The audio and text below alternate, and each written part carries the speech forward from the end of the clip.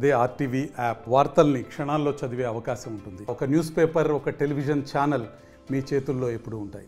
హైడ్రాపై మనతో మాట్లాడడానికి బీజేఎల్పీ నేత ఏలేటి మహేశ్వర్ రెడ్డి ఉన్నారు. ఒక్కసారి ఆయనతో హైడ్రా కూలుస్తున్నటువంటి నిర్మాణాల గురించి మాట్లాడించే ప్రయత్నం చేద్దాం. ఏలేటి మహేశ్వర్ రెడ్డి గారు, మీరేమో అసాద్ కానివ్వండి ఓవైసీకి సంబంధించిన కాలేజీలు కూల్చామంటారు. ఓవైసీ ఏమో ప్రభుత్వ కార్యాలయాలు ఇటు ట్యాంక్ బండ్ చుట్టుపక్కల కానీ ఇతర ఉన్నటువంటి కార్యాలయాలకు సంబంధించి వాటి పరిస్థితి ఏంటని ప్రశ్నిస్తున్నారు.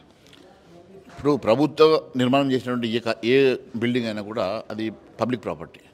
కానీ ఓవైసీ గారు నిర్మాణం చేసుకున్నటువంటిది వారి కుటుంబ సంస్థనో లేకుంటే వారి పేరు మీద ఉన్నటువంటి సంస్థ.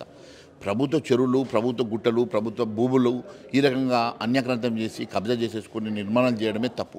నువ్వు ఒక ప్రజాప్రతినిధిగా ఉండి నువ్వు 10 మందికి ఆదర్శంగా ఉండాల్సినటువంటి నువ్వు ఈరోజు చెరువుని కబ్జా చేసి చెరువులో తప్పుడు నిర్మాణాలు చేసి ఈరోజు వాటిని కూలిస్తే నా మీద బుల్లెట్లు కూర్చోమని చెప్పేసి నువ్వు సెంటిమెంట్ మాట్లాడి రెచ్చగొట్టే దూరంలో మాట్లాడడం ఇది సిగ్గుచేటు. ఇది ఒక ప్రజాస్వామ్యంలో ఒక ప్రజాప్రతినిధికి ఇది తగదు అని చెప్పి తెలియజేస్తా ఉన్నాను. ఫాతిమా కాలేజ్ కూల్చేస్తే ఇందాక మీరు మాట్లాడిన అక్బరుద్దీన్ కాకుండా ఒక వర్గం నుంచి వ్యతిరేకత వచ్చే అవకాశం ఉంది. దానికి మీరు ఏమన్నా సూచన చేస్తారా? చూడండి, ఇది వర్గాలకు సంబంధించినటువంటి అంశం కాదు. వారికి కొన్ని వేల ఎకరాల ఈరోజు వక్ఫ్ బోర్డ్ ల్యాండ్స్ ఉన్నాయి.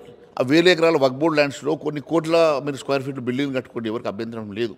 కానీ చెరువులు, గ్రీనరీ, భావి తరాలకు సంబంధించినటువంటి రేపు ఈ గ్రీనరీ బెల్ట్ లోపల చెరువుల లోపల కబ్జా పెట్టేసి నిర్మాణాలు చేసి ఆ రోజు ఆ ప్రభుత్వాలు కేవలం అది ఓవైసీ గారో లేకుంటే ఒక కమ్యూనిటీ అని చెప్పేసి వారిని ఫ్రీ హ్యాండ్ ఇచ్చేసి వారికి నిర్మాణానికి అనుమతి ఇచ్చినారో లేకుంటే అనుమతి లేకుండా వారు నిర్మాణం చేసుకున్నారో తెలియదు. కానీ ఈ రకంగా చెరువులు కబ్జా చేసి వారు నిర్మాణం చేసినటువంటి ఆ బిల్డింగ్స్ ఈరోజు మరి ఖచ్చితంగా హైడ్రా ఒకరి మీద ఒక న్యాయం, ఒకరి మీద మరొక న్యాయం కాదు కదా.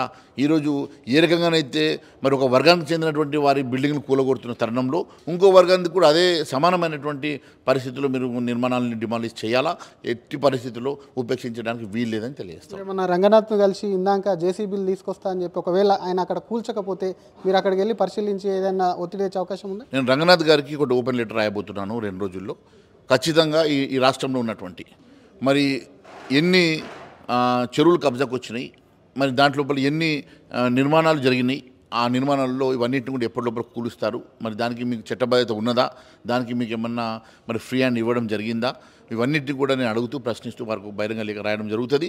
ఖచ్చితంగా ముఖ్యమంత్రి గారికి కూడా నేను ఖచ్చితంగా ఒక బహిరంగ లేఖ రాసి దీనికి చట్టబద్ధత కల్పించి ప్రొటెక్షన్ చేయాల్సిందిగా నేను కోరుతాను. Thank you. ఇది ఒకవైపు ఆ ప్రభుత్వ కార్యాలయాలు ఏవైతే ఉన్నాయో అది ప్రజల ప్రాపర్టీ, ప్రజలకు సర్వీస్ అందించేటువంటి వాటి కాబట్టి వాటికి సంబంధించి అసాద్ అటువంటి వ్యాఖ్యలు చేయడం కూడా సరికాదు అని చెప్తూనే మరొక పక్క 2 రోజుల్లో హైడ్రాకు సంబంధించి కూడా ఒక చట్టబద్ధత తీసుకురావాలని చెప్పి కూడా ముఖ్యమంత్రికి అలాగే హైడ్రా కమిషనర్గా ఉన్నటువంటి రంగనాథ్కు కూడా లేఖ రాస్తానని బీజేపీ నేత ఏలేటి మహేశ్వర్ రెడ్డి అంటున్నారు. కెమెరామ్యాన్ కోటితో శ్రీధర్, ఆర్టీవీ, హైదరాబాద్.